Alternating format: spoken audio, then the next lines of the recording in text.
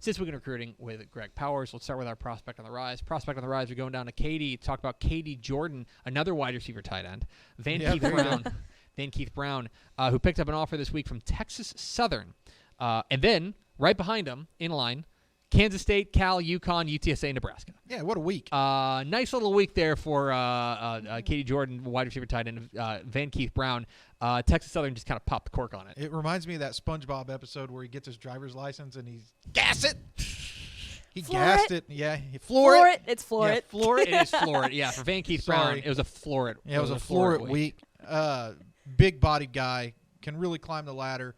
I like that he played a lot of quarterback for Katy Paetow last year before transferring over to Katy Jordan. Obviously, a lot of the schools that were at these mega camps liked what they saw out of Brown because his recruitment has just spiked tremendously.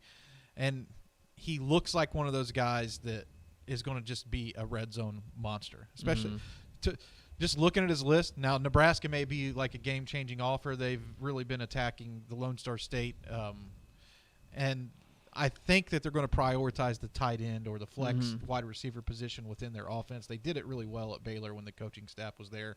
Bob Wager, former head coach at Arlington Martin's in charge of the tight end. So I think that could be a good offer, but he just seems like one of those guys that would fly under the radar and go to Kansas State and be like an all Big 12 type of guy.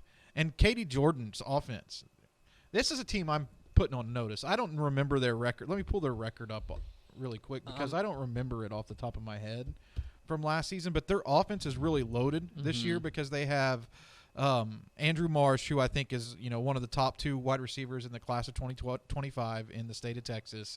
They have Zechariah Sample, who's committed to Arizona State. He actually took an official visit to Utah as well this weekend. So P5 guy who plays on both sides of the ball. And Chad Gasper is a really exciting running back. They were 5-5 last year. They finished 5th in the district. I'm putting them in the playoff. Yeah, they're 4-4 in district. They were basically a couple plays away from being a playoff team, but they bring back 15 starters from last year's team. Yeah, this team's going to be really good, and I'm excited to see what their young quarterback Bo Bryant can do with all those wideouts. In that, I mean, this offense is going to be really salty, and Van Keith Brown is just another weapon, a guy that can really be someone that pick up money first downs. If you need someone to go to in the red zone, this is a guy that can be that for them, and so I'm excited to see what that Katy Jordan offense is going to be all about this year. A name to know there, Van Keith Brown out of Katy Jordan, a wide receiver tight end, big-bodied player who is now hot on the recruiting trail. Speaking of hot on the recruiting trail, let's go to our commit of the week. Probably the biggest news from the recruiting world last week is the Midlothian wide receiver Bryant Wesco, our number 9 prospect in the DCTF Rising Hot 100, a DCTF 4-star, committed this week to Clemson. Had offers from everywhere, but specifically it seems like he chose Clemson over TCU, Texas, LSU, and Oklahoma. I'll just say this. Clemson does not come into Texas and just rake in guys like Oklahoma does, like LSU does, like some other schools, Arkansas. But when they come in, they tend to grab some big time heavy hitters, and they did it again with Bryant Wesco. I love the T. Higgins comparison for Bryant Wesco. I think that they are very similar players. Wesco's probably an underrated route runner for what he does because he's so good over the middle of the field, on the sideline, 50-50 balls, high pointing the ball, playing over the top of defensive backs. Like, he's the guy, right? Like, he is probably the quintessential outside receiver, and he put up monster numbers last year. 58 receptions, 1,160 yards, 17 touchdowns. THSCA Super Elite, Under Armour All-American. Huge get for Clemson, and I have to say that this is a tremendously sad news for TCU fans. Yeah. Because TCU was running point in this, or at least for a while it appeared that TCU was running point in this recruitment, and this was going to be their marquee signing. I feel like, in this cycle. But he was blown away by the Clemson offer, blown away by the official visit. It sounds like the official visit weekend at Clemson was amazing. They landed, I think he was the highest rated linebacker in 247 Sports rankings history, and Sammy Brown out of Georgia. So they beat Georgia and Ohio State for that kid. They got another wide receiver commit, and another Texas-based player to keep an eye on is Corian Gibson from Lancaster. I think it's better for schools like Texas the longer it plays out. Gibson hasn't issued a commitment yet. He has some visits coming up, Alabama, Texas, maybe Ohio State. So the longer it plays out, the better for those schools. But I would categorize Clemson as and I think Clemson's been in the lead for quite a while since his first unofficial visit there. Leader for Corian Gibson from Lancaster as well. It's a huge get for Clemson. It's a loss for the in-state schools at Midlothian's star wide receiver, number 9 prospect in all of Texas, according to Dave Campbell's Texas Football. Bryant Wesco commits to the Clemson Tigers. It's This Week in Recruiting with Greg Powers, our director of recruiting here at Dave Campbell's Texas Football. Get involved in the conversation at hashtag TF Today. Let's roll on to our underclassmen of the week and a segment that we are going to call You're Old. Special moment right here, y'all. Our underclassmen of the week is DeSoto wide receiver Ethan Feaster. They call him Booby Feaster. He is in the class of 2027. He doesn't look like he's in the class of 2027 no, he either. does not. And This is in a second. humbling moment, I got to tell you. This is a humbling moment because theoretically this guy was born in 2010, right? Yeah. Is that right? That's 2010, 2010, crazy. 2009, 2010, Yeah. 2011, Yeah. around then. Holy crap. This is a tough one, pal, for me personally. Anyway, let's talk about this outstanding young player. DeSoto's wide receiver, Booby Feaster, already has 20 scholarship offers. He got 6 in the one day last week. Michigan, Texas State, San Diego State, UNLV, Texas Southern, and Grambling. He's already got offers from places like A&M, TCU, Texas Tech, SMU, Arizona. It goes on and on and on and on.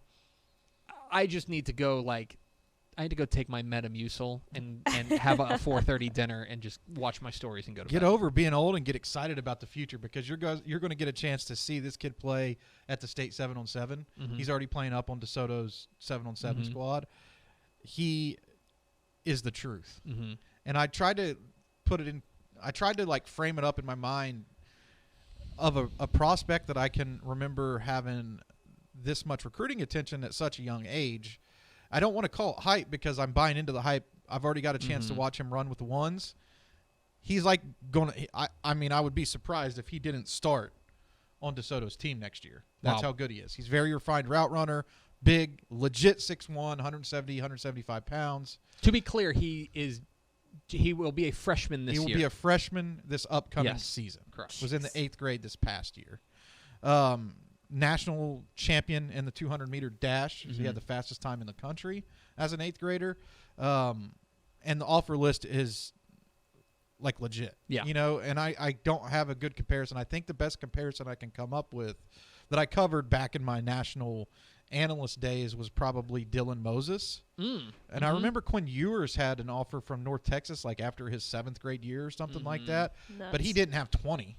No. I think Ohio State offered him in between his 8th and 9th grade year. Mm-hmm. So there's been some guys that's gotten a lot of attention in their middle school days. As a matter of fact, there's like a handful of prospects in the Lone Star State right now that are sitting around 3 or 5 scholarship offers. It's way advanced compared to where it used to be because of the camp scene and needing to identify these guys early. Zane Rowe up at Denton Geyer is a guy that comes to mind, but Feaster is a guy who I have already at the top of the board in 2027. So I have him penciled in as the number 1 prospect already. He hasn't even suited up for the varsity team.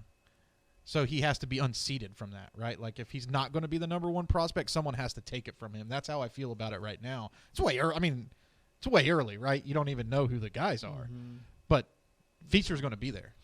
Yeah, this segment makes my knees hurt. I'm not having a good time. This is tough for me. Booby Feaster is a name you're going to get to know for the next 4 years as the star wide receiver there at DeSoto. Let's round it all out with our Recruit of the Week. Our Recruit of the Week is the DCTF 5-star, the number 1 prospect in all of the lane of the DCTF Hot 100, Rising Hot 100. It's Duncanville defensive end Colin Simmons. And the news this week is that he has lined up his official visits. He's going to take 5 of them right now. First to Miami, then Alabama, then Oregon, then Texas A&M. He was a superstar for the 6A Division I state champion Duncanville Panthers last year, and is only rising up recruiting charts. He will take those 5 official visits. You always tell me, don't listen to what they say, watch what they do. You would have to think that these 5 are feeling at least better than the other 150 other schools that have offered him. Yeah, I mean, I'm looking at the dates too. I'm not. He's going to be at Oregon 6:20, Mhm. Texas 6:23, Texas A&M 6:26. Right. Mm-hmm. That's a tough stretch Mm-hmm. of visits. It could be a blast, but when Yeah. I'm showing up for Texas after being at Oregon on 6:23, I'm probably tired. Mm-hmm. You know what I mean? Oregon's going to show him a good time. He's probably Oregon's going to be gonna show him tired a good heading into Austin, and Long flight. Austin's probably going to roll out the red carpet for him as well. I would imagine everyone's going to roll. the red College carpet. Station after right on top of those 2 trips, even more tired. So I mean, looking at this list, advantage Alabama.